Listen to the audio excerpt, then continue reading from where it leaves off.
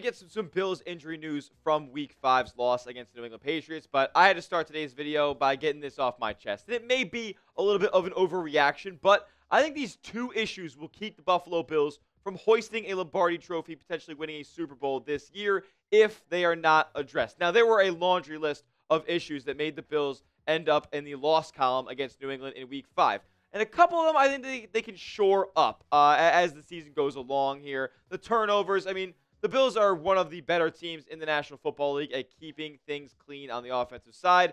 Josh with a couple of weird turnovers here. One on an exchange on an end around at Dawson Knox. That was a little bit cute. Sean McDermott said he thought the Bills got a little bit too cute on offense. So I think that those things could be shored up. The fumble from Keon Coleman we'll talk about in a little bit.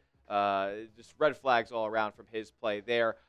Penalties, that could be shored up. The Bills shot themselves in the foot way too often in this game, and they just flew way too close to the sun like they have for the past couple of weeks. Kind of ran into a competent football team, and that's why they lost. Also, missed tackles. I'm kind of crossing my fingers on them being able to shore this thing up. The Bills might just be a bad tackling football team. Hopefully, as some suspensions get lifted and some guys get back from injury, those things can be addressed, and they'll be a better wrap-up tackling team as the season goes along. Now, two things I think must be addressed because I don't think that they're going to get better anytime soon are along the boundaries, along the sidelines for your Buffalo Bills. On offense and on defense, your boundary receiver and your boundary cornerback are far from perfect. I would say that they are below average to mediocre to straight up bad in some instances. And let's just start with Keon Coleman, the guy you saw on the thumbnail of today's video.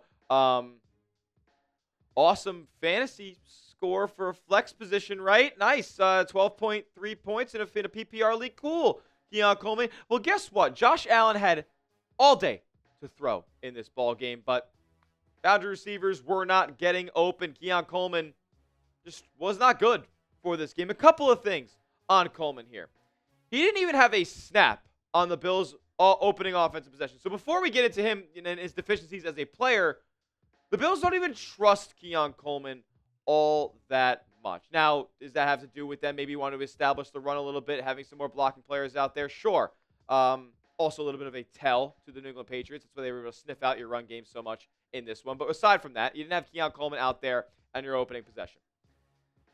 And then when he does start getting into the mix, he's just not really producing all that much. Clamped up. Keon Coleman is 6'4", mind you. Things that he should be really good at automatically. Physical at the catch point. Being able to rip balls away from an opposing defensive back. Well, guess what? He was clamped up by 5'8" Marcus Jones. Down the sideline. Should have been able to go up and catch the football over him. Just couldn't do it. I'll give Keon Coleman credit. He had a pretty clutch catch against Carlton Davis. Nice body-to-body grab along the sideline for a pick of about close to 10. But can't be getting clamped up by 5'8" Marcus Jones. The physicality stuff, I mean, we look back at that Dolphins game from Week 3. I mean, that second down drop that he had, just getting kind of bullied at the catch point. The Bills cannot rely on Keon Coleman if he's going to continue to do that kind of thing. And then in the acrobatic catch that he had in the back of the end zone, clamped up by Christian Gonzalez that entire play. Josh had to try to heave one, and it was out of bounds. Great kick, great catch. Good thing it did not count. Keon Coleman has not had 50 yards in a game since Week 1. That is heavily concerning. I thought we were going to get back after, a couple of weird games, the Jet game. They didn't have to pass all that often. The Saints game was kind of weird as well. Even the Dolphins game was a little bit weird. And I also blamed Keon Coleman for, playing himself out of that one by dropping that ball on second down in the fourth quarter. He hasn't had 50 yards since Week 1. The breakout season is not happening from Keon Coleman here, and that's very, very disappointing. And you may have to address the receiver position because on the other boundary, is Josh Palmer even playing football? 2 catches, 36 yards, had one in the first quarter that went for about 20, and then just fell down on that second catch at the end of the game. Paid $36 million for what? By the way, I'm talking about the boundary receivers not being able to separate here. Josh Palmer was brought in because he was supposed to be a separator, a good route runner, and somebody who just didn't get enough of an opportunity yet. Maybe it was for good reason in Los Angeles there because he has been absolutely nowhere to start the season. He's not in on a ton of offensive possessions for the Bills. Doesn't seem like they can trust him a whole heck of a lot. The Bills love blocking receivers. Keon Coleman can't do that. Josh Palmer can't do that. So in the I guess fractional playing time, snap counts that they get, they're just not able to go make plays down the field. And that's really the tragic part about it all, is because Josh had forever to throw. We know this offensive line is elite in Buffalo, but it means absolutely nothing if receivers can't get open down the field. And before you chirp at me, and I don't know why you would, but maybe make the take that Josh can't do anything, or if you're a Bills hater watching this video, Josh can't do anything without receivers getting wide open, Joe Brady scheming stuff up. Josh had one of the highest tight window percentages in the entire league in 2024 in his MVP year. As far as tight window yardage in the league, he led the NFL. So I don't want to hear any of that. These guys can't get open at all. And in a Patriots game where you probably should have had a guy like Elijah Moore out there, he was a healthy scratch in this one. I mean, look at this Bills depth chart, man. It's not exactly inspiring. Khalil Shakir, I mean, he's been fine. He's done decent work. He had some production in this game. But, I mean, if this continues, guys, like, Brandon Beane might have to be looking for a trade at the wide receiver spot. And that is very, very unfortunate, considering I don't know how good of a player they could go out there and trade for. I don't know who's out there on the wide receiver market right now. Jerry Jeudy? Maybe Jerry Jeudy. But Brown just started a rookie quarterback. They probably want to keep as much talent around him as possible. It's looking bleak at the receiver position for Buffalo. And you never know, because it might be looking more bleak on the opposite side of the football, with Tre'Davious White, who, I'm not going to lie to you guys, I think is washed. I don't think he's a starting level player in this league anymore. Just look at what Stefon Diggs did to you all night. 14 catches, or was it 10 catches for $140? Just absolutely torched Trey White all game long. No PBUs in this one. Just constantly torched. The Bills don't have a lot of reinforcements at corner now. Dorian Strong just went on IR with a neck injury. Thoughts and prayers to Dorian Strong. That's serious stuff. You can't. This can't happen. This Diggs stuff cannot happen. It just can't. Diggs, and I know it's an emotional game. Diggs was probably playing up in this one. Just can't happen. He's not that good anymore.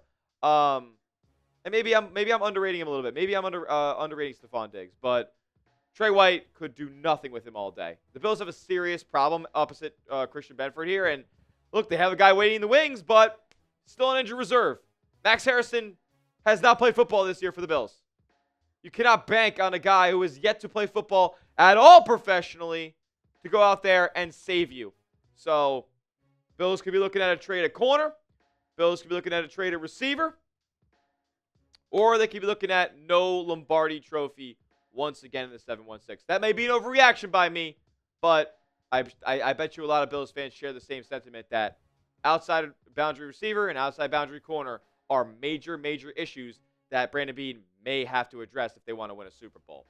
Pick one to trade for, because the Bills have minimal cap space. They have negative cap space, I'm pretty sure, right now. So they may be only able to make one of these moves, wide receiver or corner. Let me know in the comment section what you guys think. All right, next up, we're going to get into some Bills injury updates here, as a couple guys left the game, and a couple guys are looking a little bit different after Week 5. We'll tell you who those guys are in just a moment. First, though, get hooked up with these awesome Bills shirts at this link right here, chatsports.com/Buffalo sale. The Pro Bowl one's dope. The icy Josh Allen all-white one is dope. I like the retro design on this one as well, with the gradient Bills text there, and Josh Allen diving for the pylon. All these and more. These are just my favorite looks. chatsports.com/Buffalo sale. Tons of sizes available as well to get yours today. That link is in the comment section and description of today's video. Alrighty, so starting with Connor McGovern here, who was removed from the game and ruled questionable to return, but ended up never missing a play in this one. It was a little bit of bleeding on his middle finger knuckle. Seems like he's all good. Never ended up missing a play. We'll see if he winds up on the injury report this week, but seems like it was a gash that they had to kind of get under control there, and he was able to come back in and no problems thereafter. Now, problems for Matt Milano, not good. Not good at all. Left in the first half and did not return in this one. Did have 6 tackles in that first half. He was certainly active, but re-aggravated that pectoral injury. Not good. He fell on his right side. I'm going to bring up the tweet here, because Matt Milano, we obviously know, missed a couple of games with this pec injury. I want to see exactly where he went down. So Banged Up Bills has tweeted out, looking at the game film, missed his true last play. On both plays tackling Drake May, he wraps up with his right arm. The first play is rather mild. The second play really tweaked his right arm.